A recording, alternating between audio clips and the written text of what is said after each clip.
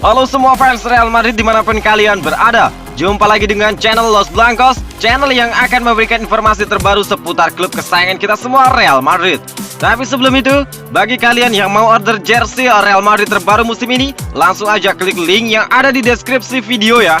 Atau kamu bisa langsung aja order via WhatsApp, mumpung lagi promo gratis ongkir seluruh Indonesia.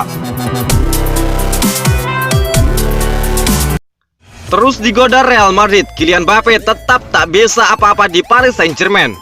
Penyerang Paris Saint-Germain Kylian Mbappe masih belum menemui titik terang jika ingin meninggalkan klub tersebut. Kylian Mbappe tengah santer dikabarkan akan meninggalkan Paris Saint-Germain dalam waktu dekat. Beberapa rumor tentang hubungan kurang baik Mbappe dengan pelatih Paris Saint-Germain Thomas Tuchel menjadi penyebabnya. Sementara sang pemain juga sudah lama masuk ke dalam radar klub raksasa Liga Spanyol Real Madrid. Dilansir dari Marca, transfer Mbappe ke Real Madrid justru dirumorkan akan sulit terjadi dalam waktu dekat. Paris Saint-Germain disebut tidak ingin melepas Mbappe yang masih memiliki kontrak hingga 30 Juni 2022. Mbappe pun sadar bahwa ia tidak bisa meninggalkan klubnya saat ini hingga 2 tahun ke depan. Situasi ini membuat Real Madrid kembali harus gigit jari karena gagal mendatangkan Kylian Mbappe. Paris Saint-Germain pun berusaha untuk menyelesaikan konflik Mbappe dan Tuchel agar sang pemain merasa betah di klub tersebut. Direktur olahraga Paris Saint-Germain, Leonardo, terus mencari cara agar Mbappe bisa berdamai dengan Tuchel dan perselisihan mereka tidak terulang kembali. Zinedine Zidane ungkapkan media ingin mengadu domba Gareth Bale dan Real Madrid. Zinedine Zidane kesal dengan pemberitaan miring soal Gareth Bale dan Real Madrid. Menurut Zidane, media sengaja membenturkan Gareth Bale dan Los Blancos. Masa depan Gareth Bale kembali menjadi sorotan setelah dia parkir di 4 laga terakhir Real Madrid, meski kondisinya tengah fit. Padahal Zinedine Zidane seharusnya bisa memainkan Gareth Bale demi merotasi skuadnya agar tetap fit menghadapi jadwal padat. Hal ini menimbulkan spekulasi bahwa Zinedine Zidane tidak lagi membutuhkan Gareth Bale dan kesal karena tidak berhasil melepas pemain di bursa transfer Januari.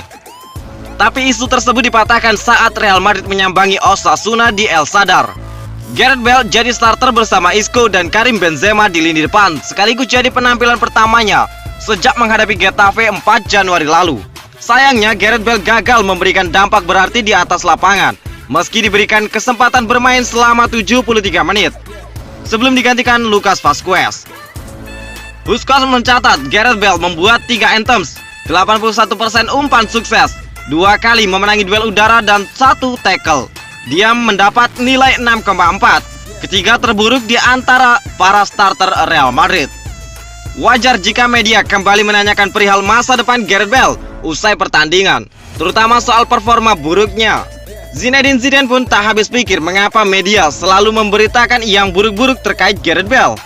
Dia pemain penting, saya rasa dia bermain bagus selama 65 menit, baik saat menyerang maupun bertahan, mengingat dia sudah lama absen. Dia sudah berusaha keras, ujar Zinedine Zidane. Masalahnya adalah mereka sepertinya ingin kami dan Gareth Bale berseteru, tapi sebenarnya tidak ada apa-apa di antara kami. Ada banyak pemain, tidak mudah mengatur semua seperti ini, tapi pada akhirnya dia pemain yang sangat penting. Pelan-pelan dia mulai bisa bermain seperti yang lain. Kondisi fisiknya memang kurang oke, jadi kami menggantinya. Dia akan memberikan banyak hal untuk kami hingga akhir musim. Kami mengandalkannya, ungkap Zinedine Zidane. Osasuna versus Real Madrid. Comeback Real menang 4-1. Real Madrid melebarkan jarak dengan Barcelona di puncak klasemen La Liga menjadi 6 poin. Di laga Osasuna versus Real Madrid, El Real menang 4-1 walaupun sempat ketinggalan terlebih dahulu. Pada laga yang dihelat di El Sadar pada hari Minggu 9 Februari 2020 malam waktu Indonesia bagian Barat, Real Madrid unggul 54% ball possession dan membuat 16 anthem. 7 on goal, tapi Osasuna mampu memberi perlawanan dengan menciptakan 4 anthems on target dari total 14. Unai Garcia membawa tuan rumah unggul di menit ke-14 sebelum dibalas oleh gol-gol Isco serta Sergio Ramos. Pada babak kedua, Madrid menambah gol lewat Lucas Vazquez dan Luka Jovic. Dengan 52 poin dari 23 laga, Real Madrid sementara unggul 6 poin atas Barcelona di posisi kedua yang baru berlaga menghadapi Real Betis dini hari nanti. Osasuna di peringkat ke-12 dengan 28 poin. Sedari menit pertama pertandingan, Real Madrid bermain di bawah tekanan Osasuna yang langsung menggebrak. Satu peluang didapat Jose Arnaiz yang lolos dari jebakan offside, tapi sepakan kerasnya masih melambung. Kejutan terjadi ketika Osasuna unggul terlebih dahulu di menit ke-14. Mendapat bola sepakan pojok, Unai Garcia menyundul keras bola ke pojok kanan tanpa bisa dijangkau Thibaut Courtois. Gol itu membuat Real Madrid tersentak dan mulai membombardir pertahanan Osasuna dengan serangan demi serangan. Osasuna bisa meredam dengan baik setidaknya hingga menit ke-30. Madrid kemudian menyamakan skor di menit ke-33. Diawali sepakan Gareth Bale yang diblok pemain lawan. Bola liar mengarah ke jalur tembakan Isco yang langsung menembak ke pojok kanan gawang Sergio Herrera. Hanya butuh 5 menit untuk Real Madrid menyamakan skor ketika Sergio Ramos mencatatkan namanya di papan skor.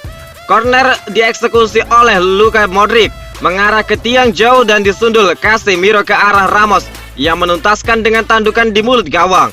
Skor 2-1 bertahan untuk keunggulan Real Madrid di babak pertama. Di babak kedua, Osasuna nyaris menyamakan skor di menit ke-54 ketika Pablo Arnaiz mendapatkan bola di depan kotak penalti, tapi sepakannya mengenai bek Madrid dan cuma berujung corner kick. Peluang berbahaya jarang terjadi sepanjang babak kedua karena beberapa kali serangan kedua tim gagal terlebih dahulu di sepertiga akhir lapangan sebelum masuk ke kotak penalti. Di 10 menit terakhir barulah tensi pertandingan naik dan Real Madrid memaksimalkan untuk mencetak gol ketiga di menit ke-84. Karim Benzema menggiring bola hingga area pertahanan Osasuna dan menyodorkan kepada Lucas Vazquez yang menyonteknya ke pojok kiri. Kemenangan Real Madrid dimantapkan oleh Luka Jovic di menit ke-92. Lagi-lagi dari serangan balik, Real Madrid mampu memecah pertahanan Osasuna. Kali ini Federico Valverde memberikan umpan matang dari sisi kiri yang dituntaskan sepakan volley kaki kiri Luka Jovic di muka gawang. Lupa caranya bertahan, Marcelo Bianchero kegagalan Real Madrid di Copa del Rey. Marcelo harus menanggung beban paling besar atas kegagalan Real Madrid di Copa del Rey pada hari Jumat Februari 2020 kemarin. Los Blancos terusir dari kompetisi tersebut setelah takluk 3-4 dari Real Sociedad di partai perempat final. Kekalahan itu jelas menyakitkan, apalagi Zinedine Zidane harus melihat timnya kebobolan 4 gol. Jika melihat catatan impresif Real Madrid pada 21 pertandingan sebelumnya, pertahanan mereka seharusnya termasuk yang paling tangguh di Eropa. Sebab itu Zinedine Zidane dinilai telah membuat kesalahan fatal ketika menentukan susunan pemain. Dia merombak skuad inti yang sudah terbukti bisa bertahan dengan baik dan menurunkan pemain pelapis. Salah satu pelapis yang dimaksud adalah Marcelo yang ditugaskan menggantikan peran Ferland Mendy. Tidak ada yang meragukan kemampuan Marcelo dalam membantu menggempur pertahanan lawan. Faktanya, akselerasi Marcelo merupakan salah satu senjata terbaik Real Madrid dalam beberapa tahun terakhir. Namun sejak kedatangan Ferland Mendy musim ini, fans Real Madrid bisa menemukan permainan yang berbeda. Mendy bisa bertahan lebih disiplin meski tidak terlalu mahir menyerang. Alhasil, rotasi Zinedine Zidane pada laga kontra Sociedad kemarin dianggap sebagai kesalahan fatal. Usai laga tersebut, Marcelo dituding sebagai penyebab kekalahan, mengingat beberapa gol Real Sociedad tercipta karena Marcelo lengah. Menanggapi tudingan di atas, Zinedine Zidane tidak bisa banyak berbicara. Sebagai pelatih, dia tahu tudingan itu menyakitkan, terlebih bagi Marcelo. Menurutnya, Marcelo sudah memberikan kemampuan terbaiknya pada pertandingan tersebut. Kecaman pada Marcelo itu menyakitkan, sebab semua pemain memberikan yang terbaik di luar sana. Itu tidak akan berubah. Saya tegaskan pada Anda bahwa tudingan itu pun menyakitkan bagi saya, juga bagi para pemain, ungkap Zinedine Zidane. Hal yang paling penting adalah memberikan segalanya di lapangan dan fans kami yang paling penting bisa melihat itu. Kami kalah, kami tidak puas dengan performa kami, dan kami gagal lolos. Tapi fans melihat bahwa kami sudah memberikan segalanya. Tutup Zinedine Zidane. Kombinasi pemain berpengalaman dan junior gagal menyuguhkan performa maksimal sehingga Real Madrid tersingkir di hadapan pendukungnya sendiri. Zinedine Zidane tidak merasa pemilihan pemain tidak patut disalahkan menyusul kekalahan mengejutkan 4-3 Real Madrid dari Real Sociedad di perempat final Copa del Rey pada hari Jumat kemarin. Pemain pinjaman Los Blancos, Martin Odegaard, membuka skor bagi Real Sociedad di Santiago Bernabeu. Dan Bres Alexander Isak membawa tim tamu unggul 3-0 sebelum 1 jam. Marcelo sempat memperkecil ketinggalan, namun setelah Michael Merino mengubah kedudukan menjadi 4-1, gol telat dari pemain pengganti Rodrigo Goes dan Nacho tak menggagali Sociedad memberi pil pahit pada Los Blancos, walaupun tim tamu kehilangan Andoni Gorosabel di penghujung laga. Alphonse Areola dinilai seharusnya bisa mencegah gol Odegaard, sementara James Rodriguez ditarik keluar saat jeda dan Brahim Diaz gagal memberi impact besar. Walaupun begitu, Zinedine Zidane bersikeras timnya yang berisikan Kapten Sergio Ramos, Toni Kroos, Vinicius Junior, dan Karim Benzema lebih dari cukup untuk seharusnya bisa lolos. Saya menurunkan tim yang saya pikir bisa bekerja dengan baik, ungkap Zinedine Zidane.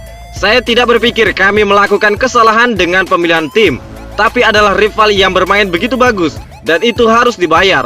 Di sini kami semua bersama-sama ketika Anda menang dan ketika Anda kalah, ungkap Zinedine Zidane.